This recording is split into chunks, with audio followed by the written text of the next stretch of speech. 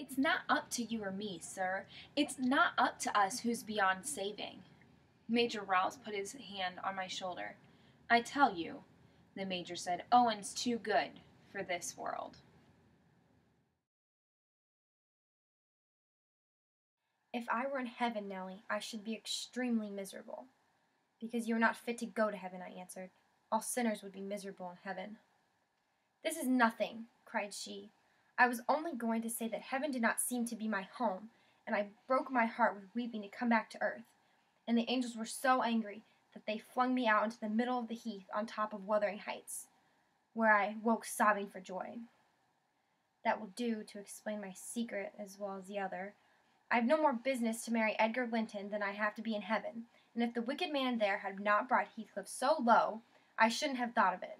It would degrade me to marry Heathcliff now, so he shall never know how I love him, and that, not because he's handsome, Nellie, but because he's more myself than I am. Whatever our souls are made of, his and mine are the same, and Linton's is as different as a moonbeam from lightning, or a frost from fire. Thought herself in love. But the happiness that should have followed this love not having come, she must, she thought, have been mistaken. And Emma tried to find out what one meant exactly in life by the words felicity, passion, rapture, that had seemed to her so beautiful in books. You had to be here, Owen said to me. Do you see why? He asked me.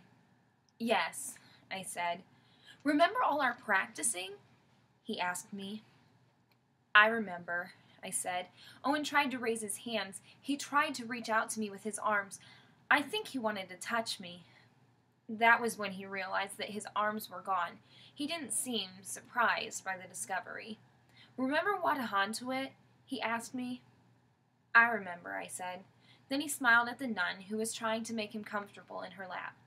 Her wimple was covered with his blood, and she had wrapped as much of her habit around him as she could manage, because he was shivering.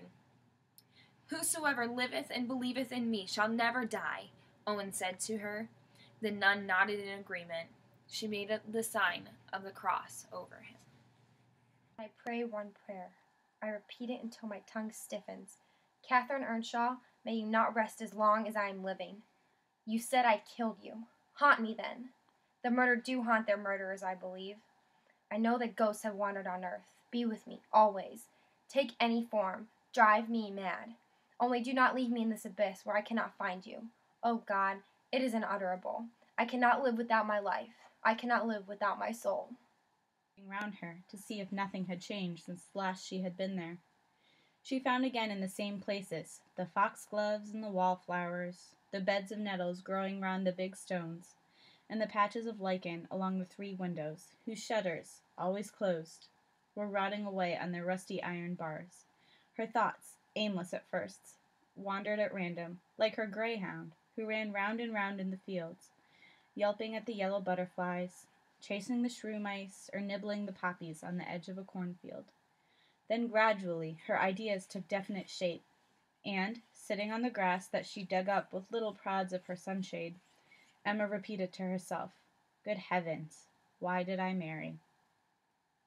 I say most often for Owen. It's one of the little prayers he said for my mother, the night Hester and I found him in the cemetery, where he'd brought the flashlight because he knew how my mother had hated the darkness. Into paradise may the angels lead you, he'd said over my mother's grave, and so I say that one for him. I know it was one of his favorites. I am always saying prayers for Owen Meany. When we held Owen Meany above our heads, when we passed him back and forth so effortlessly, we believed that Owen weighed nothing at all. We did not realize that there were forces beyond our play. Now I know they were the forces that contributed to our illusion to feel. They were the forces we failed to believe in, and they were also for lifting up Owen Meany, taking him out of our hands. Oh God, please give him back. I shall keep asking you.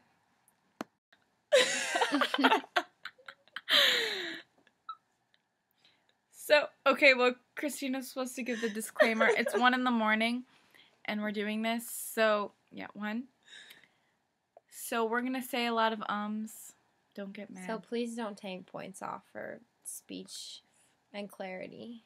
Yes. Trying. Because this is way past my bedtime. Okay, so we're going to talk about the tone of the 3 novels. In A Prayer for Owen Meany, the tone is desperate. At the beginning of the story, the way that John Wheelwright is talking is more like just telling a story of his relationship with Owen Meany and how that affects his life. And what he does towards the end of the novel is become very bitter and angry. Sorry. I had to sneeze. And then it went away. I'm so sorry.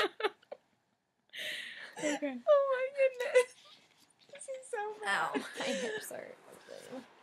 Okay. Well, by the end of the novel, John Wheelwright is bitter and angry about Owen's death, and he's really upset with the U.S. government. And so, at the end of the novel, he is begging for Owen back. He tells God, "Give him back to me, and I will keep asking you until you answer me." So he has become very desperate, even though he really can't change the situation. Alright, then, in Wuthering Heights, the tone is just really dark, and the reader throughout the whole novel can see that, especially as the novel progresses and Mr. Lockwood learns more about the relationships between Catherine and Heathcliff and Catherine and Linton and Catherine and Hareton and just everybody. And everything's just so dark. And even like Heathcliff's character is described as dark, and so he kind of like portrays the whole tone just in his characteristics. And then there's just no hope. There's never any hope for Heathcliff and Catherine, or any of the characters really, just because of the situations they put themselves in and how they react, and they're just bitter and hateful towards everybody. And then everybody dies, pretty much, generally. So that's why that's dark. And then in Madame Bovary, a central theme is just unhappiness, because Madame Bovary herself is just so unsatisfied with life all the time that nothing makes her happy. Even like in the quote that I chose, when she talks about her greyhound who is running around with the butterflies, like that takes on a sarcastic undertone, because something even that would be normally viewed as happy has to be viewed as sad. And that's our tone. Yay! Bye.